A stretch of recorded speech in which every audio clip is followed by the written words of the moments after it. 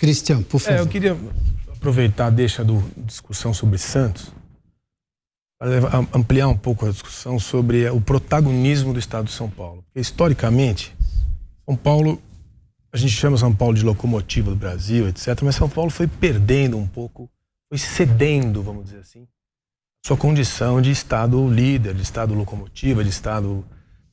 O que aconteceu historicamente também nesses 40 anos é que a gente teve PMDB com Montoro, Quércia e Fleury, e depois 28 anos de PSDB.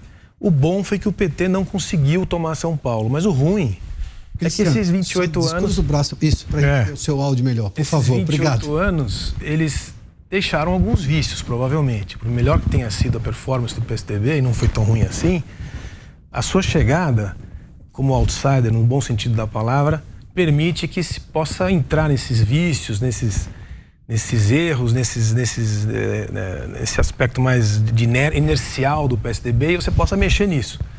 Você já teve tempo de ver aspectos que o governo tem de atraso, e você concorda que é necessário retomar esse protagonismo paulista no Brasil, porque São Paulo foi cedendo, a gente percebe isso, e no caso de Santos é quase um pouco isso que pode acontecer, a gente perde para outros estados no final, né?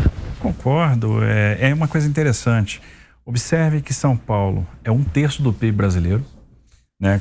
Aqui nós temos 22% da população brasileira, mas essa pujança econômica perdeu relevância política. Exato. Então São Paulo perdeu o poder político ao longo dos anos. Então a gente não conseguiu transformar poder econômico em poder político. Hoje nós temos um problema de subrepresentação, né? E é uma questão de postura do Estado perante questões importantes. Não faz sentido São Paulo ter perdido da maneira que perdeu o protagonismo na educação.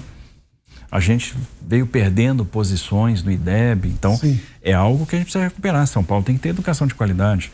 São Paulo tem que ter uma educação disruptiva, uma educação voltada para os desafios profissionais que estão presentes hoje.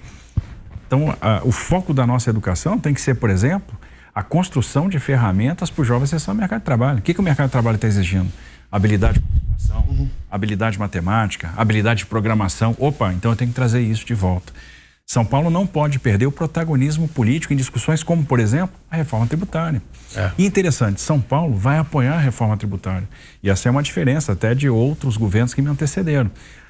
Nós não temos hoje barreira, por exemplo, com relação à tributação no destino, que sempre foi uma barreira, porque São Paulo perdia recurso no curto prazo. E o que a gente está percebendo? A gente pode até perder a arrecadação no curto prazo, mas eliminando a guerra fiscal a gente ganha muito no médio e longo prazo. Então isso vale a pena para São Paulo. Vale a pena investir num sistema tributário menos oneroso, mais simples, menos burocrático.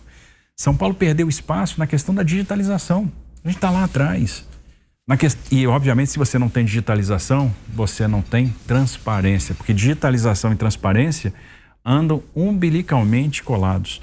Então, se você não tem um governo digital, você não tem um governo transparente. Então, são passos que a gente vai ter que dar. Aliás, a digitalização vai proporcionar redução de despesas.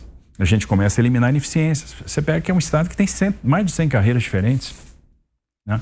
Nós temos vários postos que, se a gente parar para pensar, será que eu preciso dessa estrutura ainda hoje? Existem estruturas que, se eu eliminar amanhã da máquina do Estado, ninguém vai perceber. Ninguém vai fazer falta. Não vai fazer falta. Então, essa reforma a gente precisa fazer, até porque, como a gente quer impulsionar a indústria significa, em alguma medida, também reduzir a carga tributária. Para reduzir a carga tributária, eu tenho que cortar a despesa.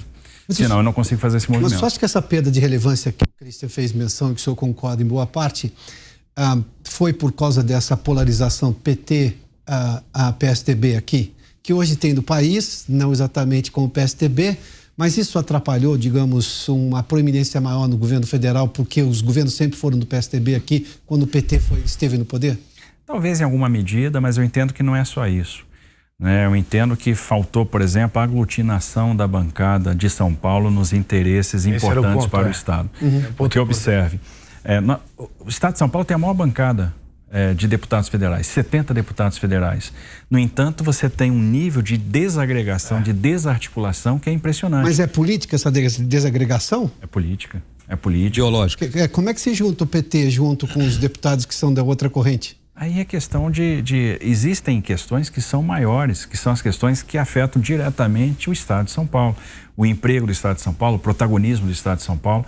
A gente precisa juntar isso, né? E isso é fundamental. Por exemplo, observe, e aí é um exemplo e um contra-exemplo ao mesmo tempo. Sim. São Paulo aprovou na Assembleia Legislativa a lei que trata da regularização fundiária. O PT judicializou.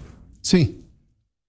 Se você não faz a regularização fundiária, você perde segurança jurídica. Quando você perde segurança jurídica, os negócios vão embora. Você tinha 13 frigoríficos na região de Presidente Prudente, hoje você tem 2. Então tá todo mundo indo embora. A gente tá perdendo negócio no Oeste, pro Paraná, para Santa Catarina e pro Mato Grosso do Sul. Obviamente por causa de uma política tributária agressiva por parte dos outros estados, mas por falta dessa segurança. Então um local que você tem terra fértil e disponibilidade hídrica está empobrecendo. Então, e a gente não consegue aglutinar todo mundo para que seja percebido que isso é fundamental.